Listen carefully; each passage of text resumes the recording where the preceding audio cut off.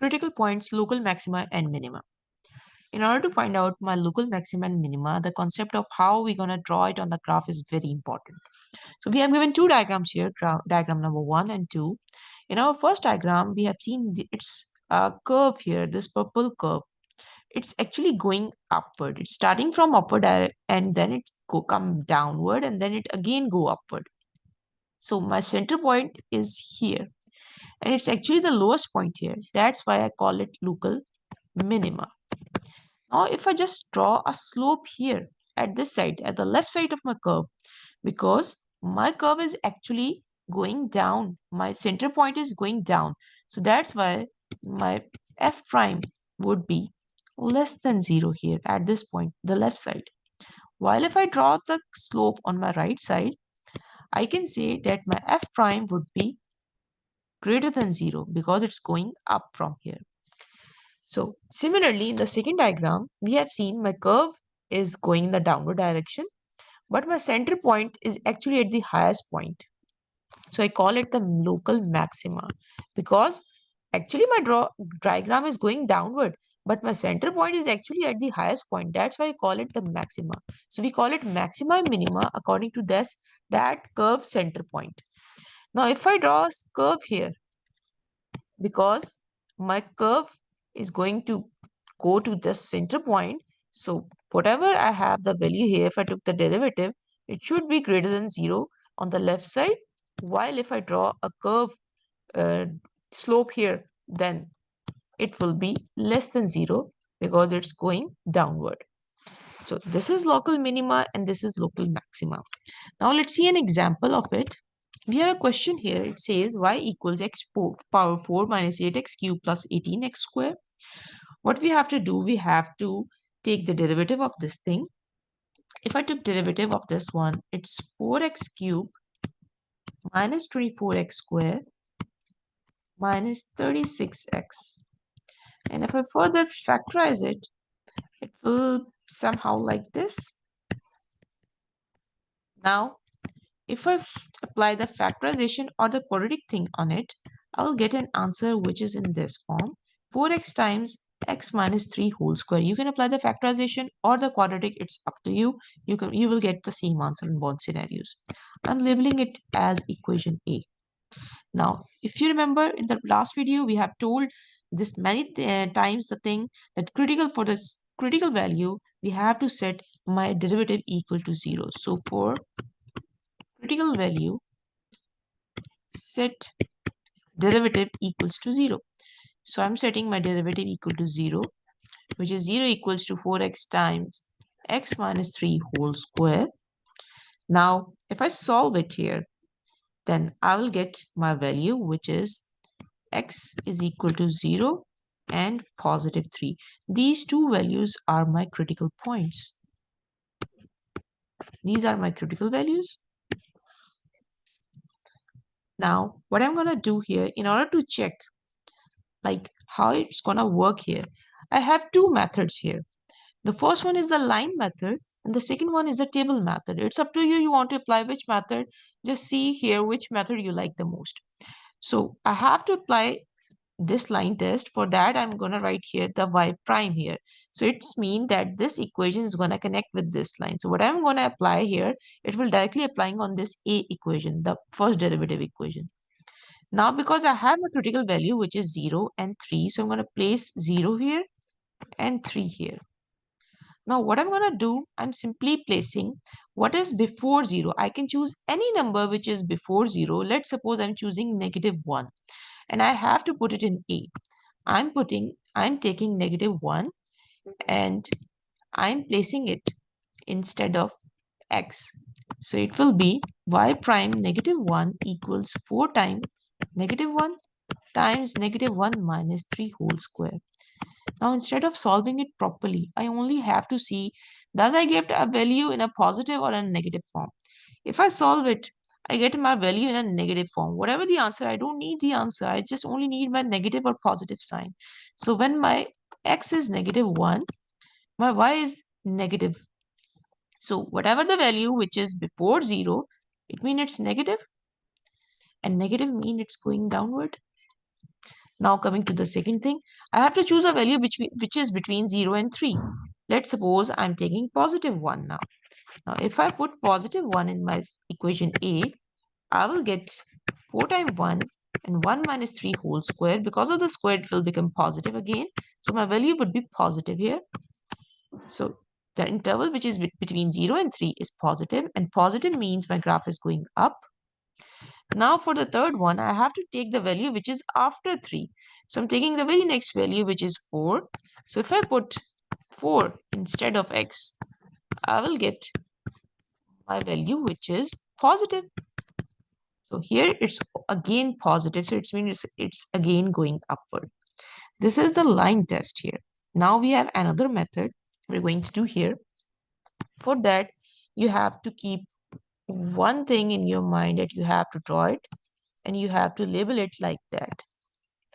So what you have to do here, you have to write here your two values, which is 4x and x minus 3 whole square. Where did I get these values? It's from here. I just simply place this one and this one in this box. Now for the first box here, I'm going to write x is less than 0 because my interval was less than 0. Then x is greater than 0 here, and my x is actually between 0 and 3. So these two things, whatever my critical values, I'm going to change it according to here, according in the table. So now if I put 4x, if I put any value which is less than 0 in 4x, what will I get? I will get a negative answer. If I put any value which is less than 0, let's suppose it's negative 1 or negative 2, I will here get a value which is positive. And at this box, I'm going to say it's going to be multiplying box. So I'm going to multiply these two things. Or we can say we're going to apply our rule of positive and negative. So negative positive is actually negative. Now if I choose any interval between 0 and 3, let's suppose it's 1 or 2, and I put it here in 4x, I will get my answer which is in a positive form. Similarly, if I put 1, 2, among any one of these number, in this equation, I will also get a positive number, and positive time positive is actually positive. Now if I choose any number which is greater than 3 and put it in this equation 4x, I will get positive. If I choose any number which is greater than 3 and put in x minus 3 to the power square, it's also positive, and positive time positive is positive. So if you see negative, positive, positive, as well as here negative, positive, positive. So it means they are same. Either you can apply the table method or this line method. They both are same. Most of the time teachers prefer the table method in class, but it's okay if you want to apply this method. It's up to you. Now if I have to draw a graph here for this equation, because I know my intercepts, if I put x is equal to 0, I will get my y as well as equal to 0. And for the quadratic function, we also know that it's because of the fourth root, it has 3 roots because of the power 4. So because my function is starting from here, it first go down because of the negative sign, then it go up because of the next positive sign, then because there is another positive sign, so it will gonna further go up like this. So this is how I'm gonna draw my graph of this equation and find out my points as well. Let's see another example. It says that my f of x is equal to root x square minus 2x plus 2. I can also write this question in a more simplified form because I have to take derivative. So I'm just removing the root and write the power on it. Now if I apply the derivative on it, we already know how to take the derivative. So I have to write the power first, then the whole thing, and I have to subtract 1 from that power. So it will give me negative 1 by 2, and I have to take derivative of that, what is inside the bracket. So it will be 2x minus 1, minus 2, sorry. So now if I simplify it further, I will get x minus 1 over x square minus 2x plus 2. Don't think that I just forgot something. I just simply factor 2x minus 2. I just put 2 outside the bracket, so I'll get x minus 1. I just cancel that 2 with this 2. So that's why I'm left with this x minus 1 over x square minus 2x plus 2 root. Now, for critical value, set derivative equal to 0. So my derivative is equals to 0. And now if I cross multiply it, this new denominator will gonna be equal to 0. This denominator will become 0. So I'm left with x minus 1 equal to 0. So my value of x is positive 1. So this is my critical value. Now, in order to find critical point, what I'm going to do, I'm placing this x value into my main function, which is my question. So if I put 1 in my main function, I will get 1 square minus 2 times 1 plus 2 root. That will give me, if I solve it further, positive 1. So when my x is 1, my y is also 1. Now let's see if I do my line test. I have to write here y prime and or I can write f prime. Both mean same. So I have to put my values in this f prime equation. Let's label it E, so weren't going to be confused again. Now, what are my points? I only have this critical point, which is 1 and 1. Both points for x and y or the intervals we can say here is 1. So instead of writing 1, 1, I'm going to write 1 at least only at one time. Now, if I put any number which is before positive 1, so what will I get? Let's suppose I just choose 0. If I choose 0 and I place in equation A, I will get 0 minus 1 over root 0 square minus 2 times 0 plus 2. So whatever I get the answer, it's negative.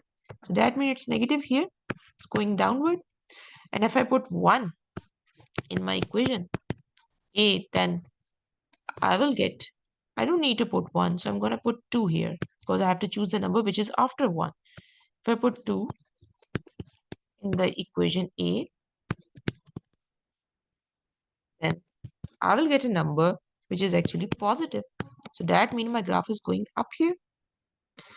Now, if you don't get this thing, I'm drawing the table again.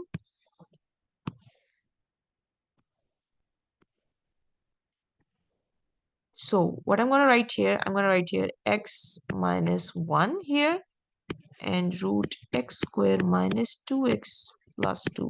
I get it from equation A here.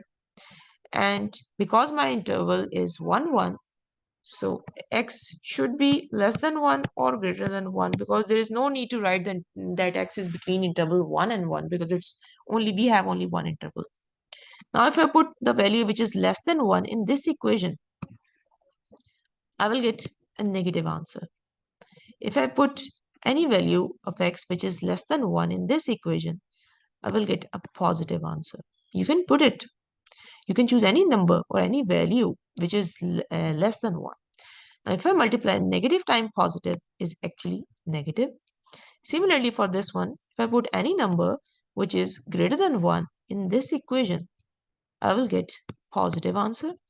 And similarly for this one, in this one, I get also a positive. So positive times positive is actually positive. Now, if I have to draw a graph, and because 1 is somehow here, my point, because it's starting from negative and then it's positive. So it's somehow telling me that my graph will gonna be look like this. First go down and then go up. So that means this is how my graph is gonna look like. And this point, at which point I have a minimum. This is the minimum point. It's at 1. So that's why I just draw it here. So this is how we solve our questions and draw the graph and find out whether it's minimum or maximum.